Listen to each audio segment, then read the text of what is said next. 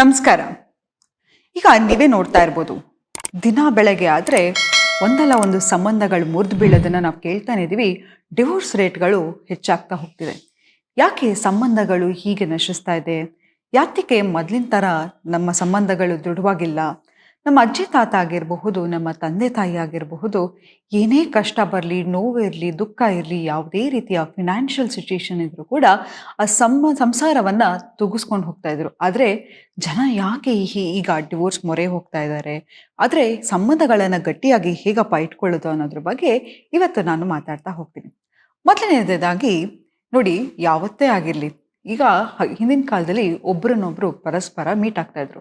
ಒಬ್ಬ ವ್ಯಕ್ತಿಯನ್ನ ನಾವು ನೋಡಿದ ತಕ್ಷಣ ಆಕರ್ಷಣೆಗೆ ಒಳಗಾಗೋದು ಏನು ಗೊತ್ತಾ? ಮೋಸ್ಟ್ ಇಂಟ್ರೆಸ್ಟಿಂಗ್ ಫ್ಯಾಕ್ಟರ್ ಏನಪ್ಪಾ ಅಂತ ಹೇಳಿದ್ರೆ ಅವರ ಸ್ಮೆಲ್. ಪ್ರತಿಯೊಂದು ವ್ಯಕ್ತಿಗೂ ಅದರದೇ ಆದ ಸ್ಮೆಲ್ ಇರುತ್ತೆ. ಈಗ ಯಾವುದೇ ಒಂದು ಪ್ರಾಣಿ ನೋಡಿ, ಇನ್ನೊಂದು ಪ್ರಾಣಿಯನ್ನ ನೋಡಿದ ತಕ್ಷಣ ಫಸ್ಟ್ ಅದು ಒಂದ್ರದ್ದು ಒಂದು ಸ್ಮೆಲ್ ನೋಡುತ್ತೆ. ಒಂದು ಹನಿ ಬಿ ಆದ್ರೂ ಕೂಡ ಅದರದ್ದು ಅದು ಸ್ಮೆಲ್ ಅನ್ನ ನೋಡುತ್ತೆ. ಅಂತ ಹೇಳಿದ್ರೆ ಪ್ರತಿಯೊಬ್ಬ ವ್ಯಕ್ತಿಗೂ ಒಂದು ಕೆಮಿಸ್ಟ್ರಿ ಅನ್ನೋದನ್ನು ನಮ್ಗೆ ಇದ್ದೇ ಇರುತ್ತೆ. ನಮಗೆ ಅಟ್ರಾಕ್ಷನ್ ಫ್ಯಾಕ್ಟರ್ ಏನಪ್ಪಾ ಅಂತ ಹೇಳಿದ್ರೆ ಇನ್ನೊಂದು ವ್ಯಕ್ತಿ ಮೇಲೆ ಅದು ನಾವು ಅದನ್ನ ಕೆಮಿಸ್ಟ್ರಿ ಅಂತ ಕರಿತಾ ಹೋಗ್ತೀವಿ.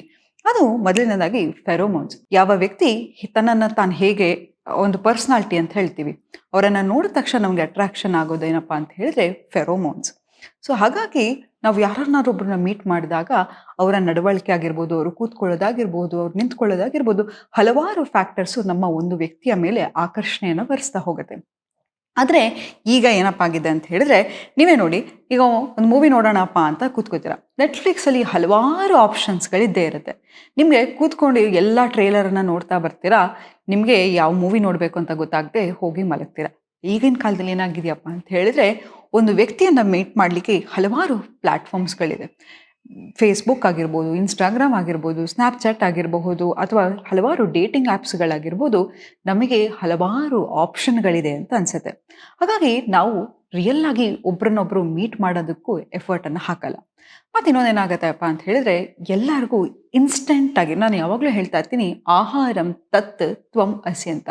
ನೀವು ನೋಡಿರ್ಬೋದು, ಈಗ ಫಾಸ್ಟ್ ಫುಡ್ ಅಂತ ನಾವು ಎಲ್ಲವನ್ನು ತಿನ್ನೋಕ್ಕೆ ಶುರು ಮಾಡ್ತೀವಿ. ನಮ್ಮ ಆಹಾರ ಫಾಸ್ಟ್ ಆಗಿದೆ, ನಮ್ಮ ಕೆಲಸ ಫಾಸ್ಟ್ ಆಗಿದೆ, ಸ್ಟ್ರೆಸ್ ಆಗಿದೆ, ಆಂಗ್ಸೈಟಿ ಆಗಿದೆ. ನಮಗೇನಾಗಿದೆ ಅಂತ ಹೇಳಿದ್ರೆ ಕ್ವಿಕ್ ಸೊಲ್ಯೂಷನ್ ಬೇಕಾಗಿದೆ. ಈಗ ಒಬ್ಬರಿಗೊಬ್ರು ಕೂತು ಮಾತಾಡೋ ಒಂದು ಸೌಜನ್ಯತೆನೂ ಇಲ್ಲ, ತಾಳ್ಮೆನೂ ಇಲ್ಲ. ಮೊದಲು ಯಾವುದೇ ರೀತಿಯ ಮನಸ್ತಾಪ ಆಗಿರ್ಬೋದು, ಫ್ರೆಂಡ್ಶಿಪ್ಪಲ್ಲಾಗಿರ್ಬೋದು, ನೆರೆಹೊರೆಯವರಾಗಿರ್ಬೋದು, ಸಂಬಂಧಗಳಲ್ಲಾಗಿರ್ಬೋದು, ಏನಾದರೂ ಒಂದು ಮಿಸ್ಅಂಡರ್ಸ್ಟ್ಯಾಂಡಿಂಗ್ ಇದ್ದರೆ ಕೂತು ಮಾತಾಡ್ತಾ ಇದ್ವಿ. ಆದರೆ ಇವಾಗ ಏನಪ್ಪ ಆಗಿದೆ ಅಂತ ಹೇಳಿದ್ರೆ, ಕೂತು ಮಾತಾಡುವಂಥ ಪೇಷನ್ಸೂ ಇಲ್ಲ, ಆ ಸೌಜನ್ಯತೆಯೂ ಇಲ್ಲ. ನಮಗೆ ಯಾರಾದರೂ ಏನಾರು ಅಂದರೆ ಬೇಗನೆ ಸಿಟ್ಟು ಬಂದುಬಿಡುತ್ತೆ, ಬೇಗನೆ ಕೋಪಕ್ಕೆ ಒಳಗಾಗ್ಬಿಡ್ತೀವಿ. ಇದೆಲ್ಲವೂ ಕೂಡ ಸಂಬಂಧಗಳನ್ನು ನಶಿಸ್ತಾ ಬರ್ತಿದೆ. ಮತ್ತು ಇನ್ನೊಂದೇನಪ್ಪ ಅಂತ ಹೇಳಿದ್ರೆ, ಮೊಬೈಲಲ್ಲಿ ಕೂತು ಮೆಸೇಜ್ ಮಾಡೋಕ್ಕೆ ಚೆನ್ನಾಗಿರುತ್ತೆ, ಫೋನ್ ಮಾಡೋಕ್ಕೆ ಚೆನ್ನಾಗಿರುತ್ತೆ. ಅದೇ ಎದುರುಗಡೆ ಒಂದು ವ್ಯಕ್ತಿ ಬಂದಾಗ ಅವರನ್ನು ಕಣ್ಣಲ್ಲಿ ಕಣ್ಣಿಟ್ಟು ಮಾತಾಡೋ ಅಂಥ ಒಂದು ಪೇಷನ್ಸು ಇರಲ್ಲ ನಮಗೆ. ಎಷ್ಟೋ ಸತಿ ನನಗೆ ಕೌನ್ಸಿಲಿಂಗಿಗೆ ಬಂದಾಗ ಹೇಳೋದು ಏನಪ್ಪ ಅಂದರೆ ಕಪಲ್ಸು, ನನ್ನ ಗಂಡನಿಗೆ ನನಗೆ ಕೊಡೋಕ್ಕೆ ಟೈಮೇ ಇಲ್ಲ ಮೇಡಮ್, ಮನೆಗೆ ಬಂದರೂ ಮೊಬೈಲ್ ಇಟ್ಕೊಂಡಿರ್ತಾರೆ. ಅಥವಾ ಹೆಂಡತಿಗೂ ಕೂಡ ಅದೇ ಕಂಪ್ಲೇಂಟ್ ಆಗಿದೆ.